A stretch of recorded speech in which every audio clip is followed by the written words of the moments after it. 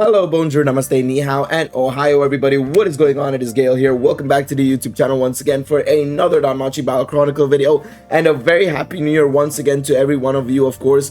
This is our first video of the year, and to be quite honest, I am kind of sad that this is our first video of the year. I don't want it to be a downer of a video, but alas, this is what it has come to, unfortunately, right? The game has brought us to this point, and of course, while I would have liked to do something, more happier and more exciting and more on the lighthearted side, I have to make a video about this. I have to make this video and I have to send a message to the Danmachi Battle Chronicle team along with a lot of my fellow players. Now, of course, if you guys haven't been aware, over the last few weeks, the last couple of months, the game has not been going in the right direction, right? While we have been getting improvements in some ways, shape or form, with MSS, battle arena changes and so on and so forth, there have been some attempts at trying to go in a right direction, but for the most part, when you look at the game overall, with the decisions they've been making since the anniversary, it's all been more predatory, more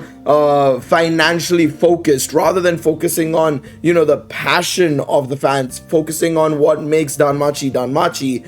It genuinely now is starting to feel like this is one of those anime IP gacha games that is looking to just get a big cash grab, get a big payday, and just hightail it out of there, right? And that's not what we want from Danmachi games, Just generally speaking, this is not what we want from Danmachi games. So, obviously, over the last few days, Galewind, one of the top Familias captains, the Kitty Familias captain, has been working on a statement to be made towards, of course, aiming Fujino Omori, those who have been playing Danmachi Battle Chronicle, and just generally those involved with the Danmachi IP as well. And he's been making a statement to kind of present on social media and of course towards them, of course, on the issues with the game and stuff. He's come to me and many other people as well to get some statements from us, some words of suggestions from us about the state of the game generally and what the game is like, of course, right? And of course I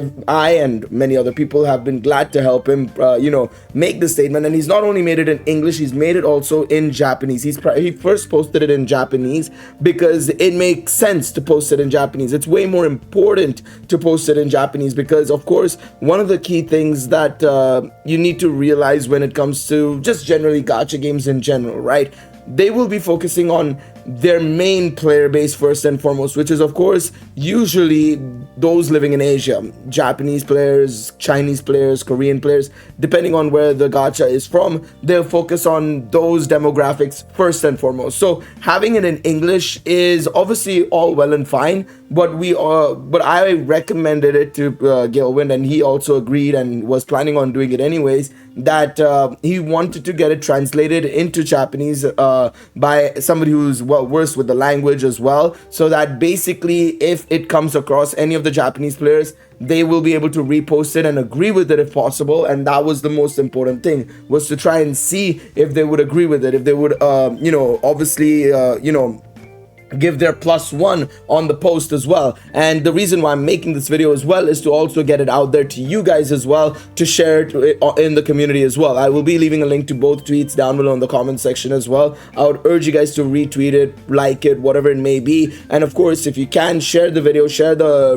tweets anywhere possible where it's visible, because the most important thing is to of course try and get it to the people and to make it noticeable to the people who need to see it, of course, right? That is the most important thing. Like I said, this is not something I wanted to do as my first video of the year, but I think it's time. I think I've made enough videos in the past where I've ranted about the game in some way, shape or form. Of course, it's happened more recently, right? Over the last few weeks especially, I've ranted way more than I would normally have about this game, but I want this to be like the last thing I try and do, Beyond that, I'm going to play the game until EOS. I'm not going to be spending money on it. I know, obviously, Galewind has put an ultimatum on his side, of course, as well in his statement as well, from his Familia side as well. So we'll go over that as well. And generally as well, I would recommend the same from you guys. If you don't feel comfortable spending money on this game, Absolutely do not. There's way better things to spend money on this game. You can spend your time. At the end of the day, it is a Danmachi game. I will support it just because it is a Danmachi game and spend time on it, but I'm not willing to give them the little bit of money that they can get potentially from my side or from anybody else's side. That's all I'm gonna focus on doing, is just not being a willing spender on the game. I've been spending money on the game for the last year and a half, 2 years, giving them via battle passes and so on and so forth, thinking that maybe from my side I'm helping a little. It's going towards also Fujino Omori and SB Creative, the people who run the Danmachi IP. There is something there, but yeah, that's just my personal opinion on that. I don't feel comfortable anymore. I just don't feel comfortable spending money on the game anymore, and that is what I'm gonna say to that. Apologies that it's kind of taken so long to actually get to the statement, but I wanted to get my feelings out to you guys first and foremost before we tackle the statement and see what Galewind has put in its entirety, of course, right? So yeah, let's start off with the statement and let's go over it, shall we, guys? I'm posting the statement in English as well. This statement is for Aiming Inc., Fujino Mori, and most importantly, everyone who's playing Dancro. I feel obligated to, and obliged, I should say more so, to put a stop to predatory acts and bring as much awareness as possible. In this statement, I'm representing a substantial portion of the Danmachi Battle Chronicles community and my familiars. Happy New Year, everyone. To preface the statement, we would like to make it clear and obvious that we are doing this because we love Danmachi and care for it deeply. Many of us come from the anime, which we have been watching for over 10 years or nearly 10 years. Some have come from the light novel, having read it for nearly 12 years. And also those who have tried out Danmachi Memoria Freese have come over to try out Danmachi Battle Chronicle because they've played that game for nearly 7 years. Danmachi Memoria Freese was so intertwined with the Danmachi story in every corner, from how the music and event stories were done to even the materials and the equipment being taken from the actual story and lore, which is something that we're dearly missing in Dancro. Danmimo is also had also ensured that the player base could easily access the game with the way the gacha system was, along with how accessible the game modes were as well. But more importantly than anything else, Danmimo felt like a gacha game, a Danmachi game, sorry.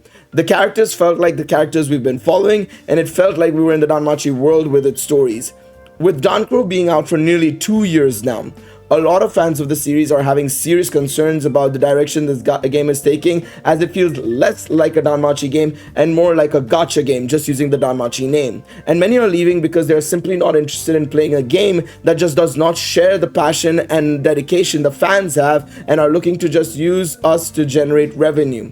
We would like to issue the statement and also discuss the following issues attached below to make you aware of the issues plaguing your game and hoping that this can make a difference in any way, shape, or form. Now, this is something I recommended to Galewind to include, to be quite honest, because the first priority we need to do, when it comes to making the statement, is to not make it seem like we're just absolutely hating on it because it's Danmachi or anything of that sort. In fact, we should show the opposite.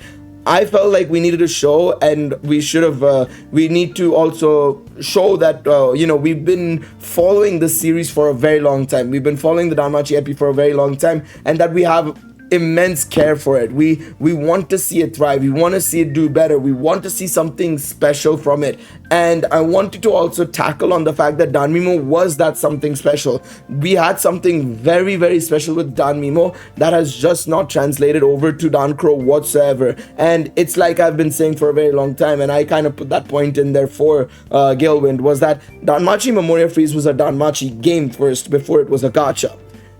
Dancro is a gacha game before it is a Danmachi game, in my opinion. It just feels like everything is geared for it to be a proper gacha game, which by all means, that's okay. But at the end of the day, there has to be also a lot of Danmachi in it to feel like a Danmachi game. At the end of the day, otherwise it's just gonna feel like you're just using the name for making a lot of money, right? Whereas it should not feel that way.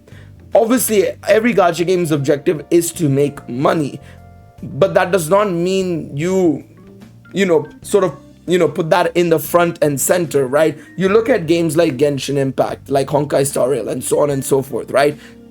They're making stupid amounts of money, right? They're making stupid amounts of money, but they nonetheless feel like there's a lot of passion behind it. There's still a lot of dedication behind it. There's a lot of work being done on the stories, the music, the world, everything, you know? That is what we want to see. That is the exact thing we want to see. We want to see a game that is, you know, filled with passion, with love, with care, rather than, oh, the objective is to just get as much money as possible and that's it. You know, that's not what we're looking for here in this game, and or we're looking for in any Danmachi game, to be quite honest. That's the most important thing I have to say about that. Okay, let's continue on. So Gilwin introduces himself as the captain of the Kitties and Bunnies Familia. With the Kitties Familia, they've reached first place 5 times during Familia events, the most any Familia has ever done. Individually, he's also achieved first place, and he's held the high scores for multiple events, and he is also the owner of one of the biggest Danmachi Battle Chronicle private Discord servers for advanced players. The game used to offer a level playing field where spending money provided a fair competitive advantage, but the game used to reward skill and dedication primarily. But recent malicious implementations have completely ruined this balance. Ever since 2024 June to August, the game has become more and more unrecognizable with each coming update. The company has leaned heavily into the direction of making as much money as possible whilst using malicious tactics and bullying people into spending more. In the part below, I'll list all unethical implementations that were solely for monetary gain while disregarding player base's health. This is something I have to agree with. You know, there used to be a time when we do the events such as the ranking event and so on and so forth, there was never any concept of, oh, a unit will give you bonus medals, for example. There was nothing of that sort. And not to mention, you know, the more recent tests of strengths, the certain situations in raids and stuff like that, they've become more and more annoying as time has gone on, and especially now that they've introduced the whole level 100 thing, of course, right? It's become even worse as well. So I don't disagree with them. It's becoming worse and worse, and it's becoming definitely more in line with the idea of, oh, you need to have the latest unit to do anything, and that is just wrong, in all honesty. Don't get me wrong, Danmachi had a flavor of that as well in their game mode. Don't get me wrong. You know, you had events like, you know, in Record Buster, the latest Record Buster would always have weaknesses towards the latest units, and it's the same thing with even the Familia events. But it was never impossible to have other units do also really well in those events. Maybe not to the same level as, of course, the units that were meant for it, right? But they'd still be able to hold their own to give you a good score, right? And that was the most important thing. It's not something that's here at all.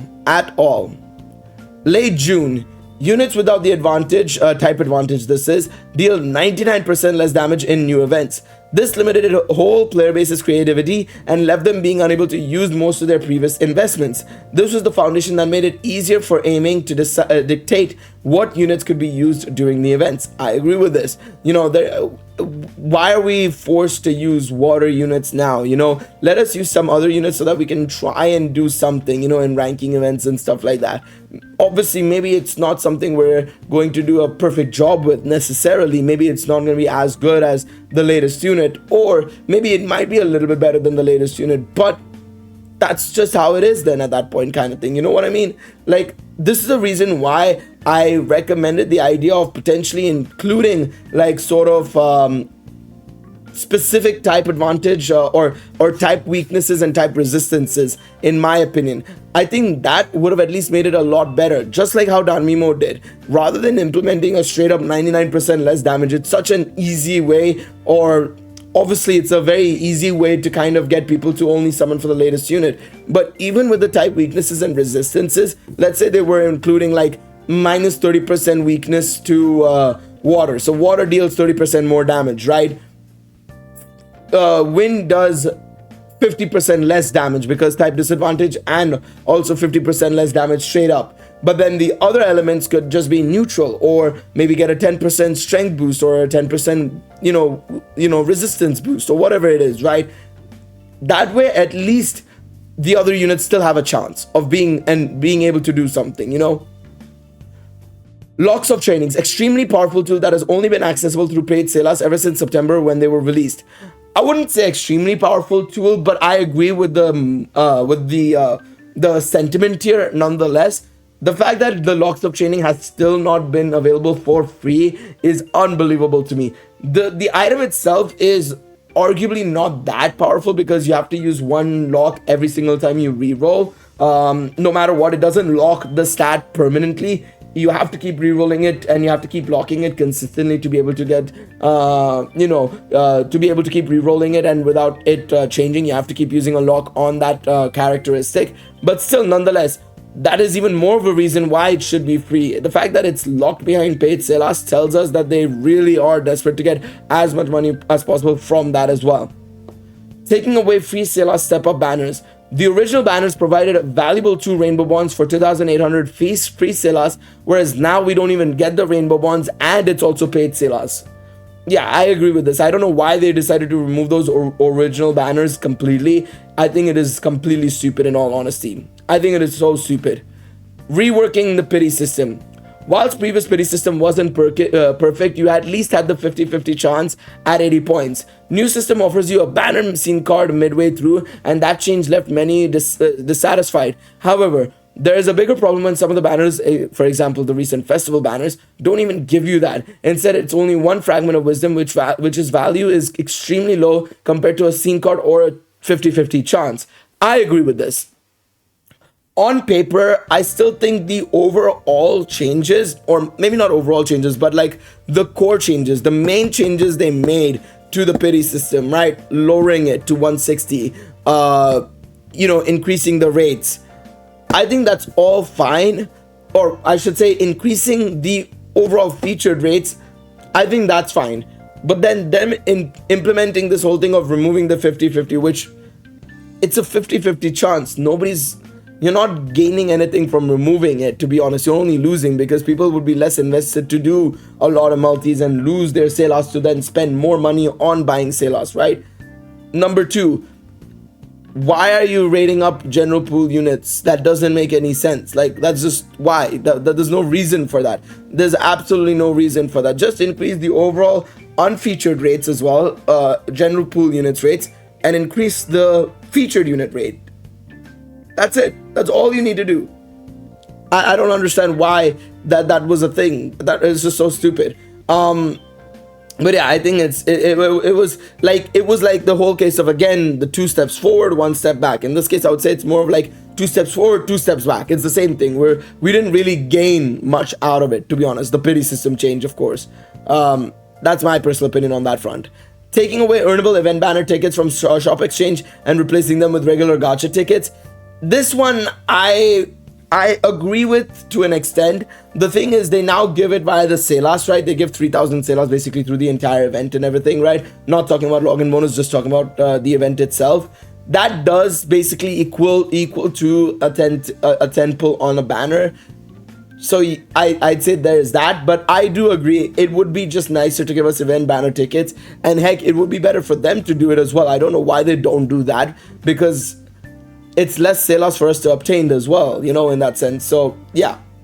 Implementation of new costs for awakening units. From 10 to 20 rainbow bonds for festival units, they made bonds harder to come by and raise the amount you need them for awakenings. I don't really mind the fest units having more of a cost, to be quite honest. My bigger problem is that second part, and that's what I agree with on Galewind's part.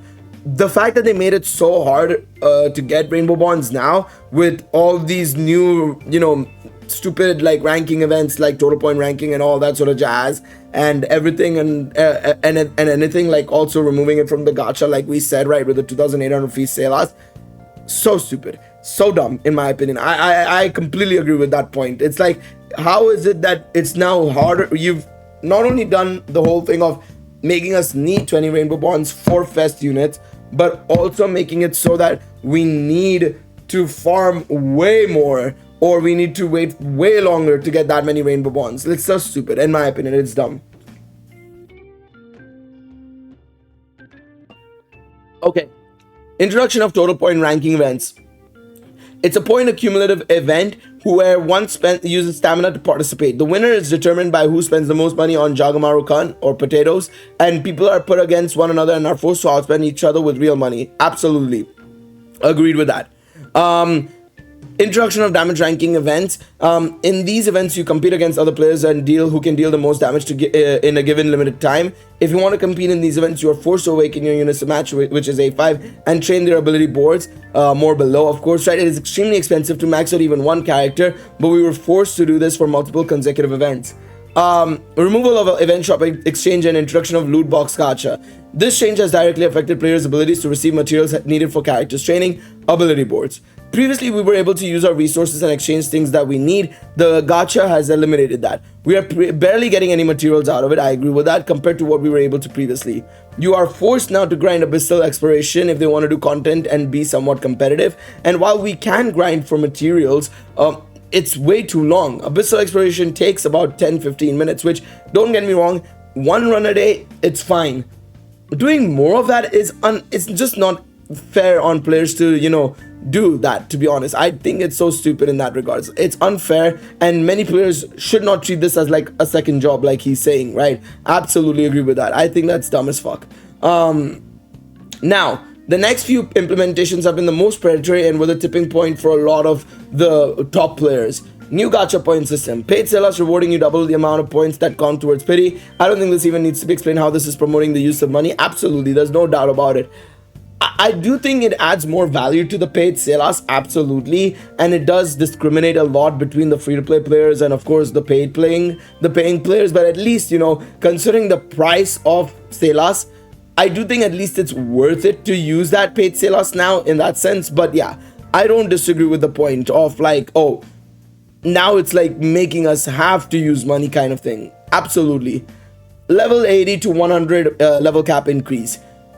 Previously, all level cap raises were by 10 and those took months to finally adjust. And then what's more is that they shamelessly added paid sellers packs that include these leveling materials. Whilst you can very slowly earn them, players who were able to afford it gained an extremely unfair advantage, and it would have never been a problem if the level cap was done like usual, which was raising the increment by 10. There we go. My voice is going. Sorry about that, guys. And then, of course, they released a bunch of content that is geared towards level 100. Let's be real. The new test of strength, right? 100% geared towards level 100. 1010%. And it's the same thing with even the raids as well now. It genuinely feels like we're getting basically geared up to have to do content that's level 100 focused, which is crazy. Even the new total point ranking being listed as 9.5k, but it's recommended power, but being tuned so high that new players can't kill it at all. It makes it even more predatory, and it's also disheartening that even easy content has been massively inflated with intent to sell the event unit. This is something I agree with in that sense, because even in Danmimo, right, when we used to play Danmimo, it was always super accessible. The event itself was always very accessible and very easy to do.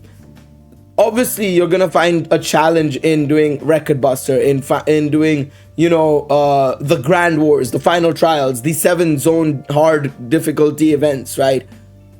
But the event itself, no matter the case, easy to do. Very, very easy to do. Not the case here. Releasing short-lasted limited banners in the middle of the events that have unusable units during those event periods. Example, Seer, Alfred, Ryogni, and Ryu. They heard about our feedback about Seer and said they will be holding Seer's banner rerun. However, after admitting their fault, they still did 3 banners in the same fashion, Alfred, Hegni, and Ryu. I agree with this point. This was such an easy issue they could have easily solved. Alfred, Hegni should have been general pool units, and they could have been 1 week long and nobody would have batted an eye.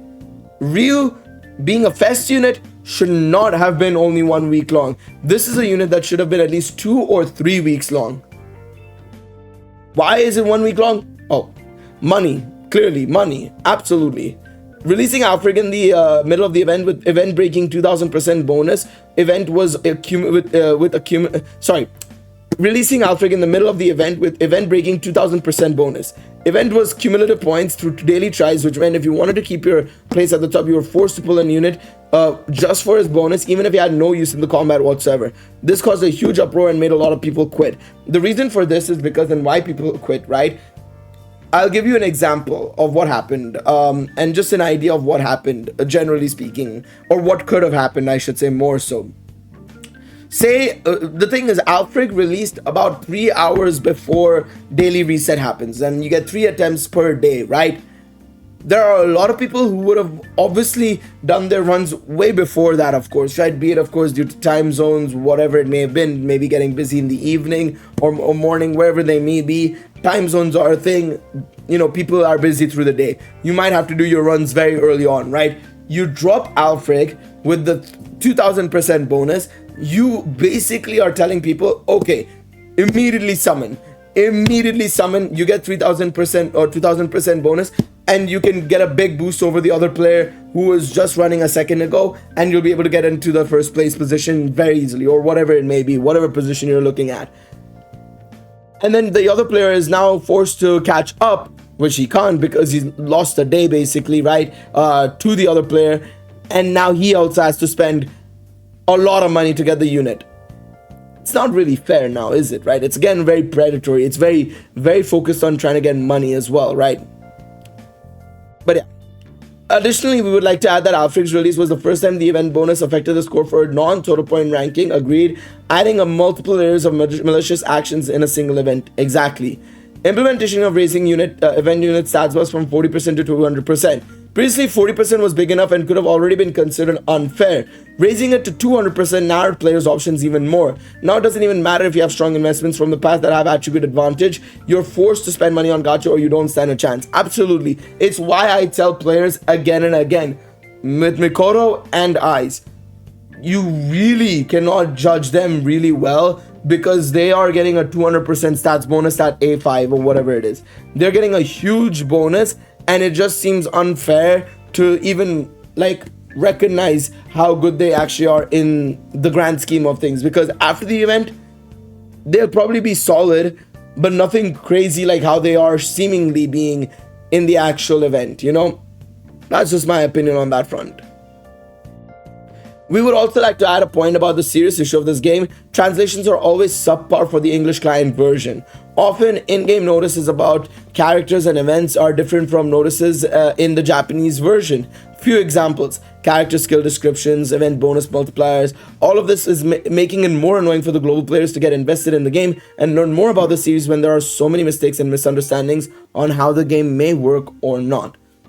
I absolutely agree with this. This has been a big problem, and it was even more noticeable with the event bonus multipliers, because I didn't know this, but I saw Hegni's event bonus and I thought, oh, he only gets 40% bonus to the medals, right, at A0.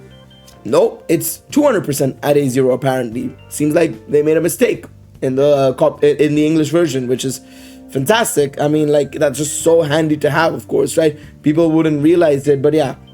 It's understandable that games like Dankro have to have an in-app monetization and purchase, but the best example I could give is Danmimo and how fair and well they treated their player base and how their monetization strategies were never overly malicious. The thing is with Danmimo, right, a lot of people would obviously, and I'd be the first person to say as well, that you needed to have units at +5 for the most part, right? +5, +4 for the most part in order to compete at the highest level.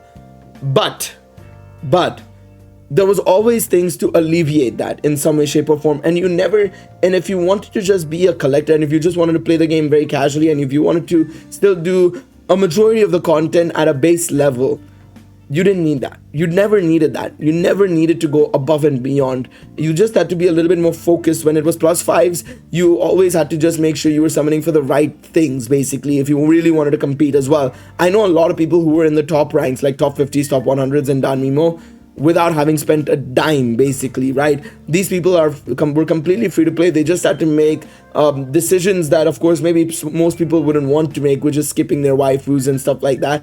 But they were able to get top 100s, top 50s regularly in war games, Record Buster, you name it. And it was never really overtly malicious either. So, yeah. And while Danmimo is one of a kind in the gacha industry, in my opinion, you look at a lot of other games as well. You know, you look at Genshin, HSR, you look at, you know, even some Korean games like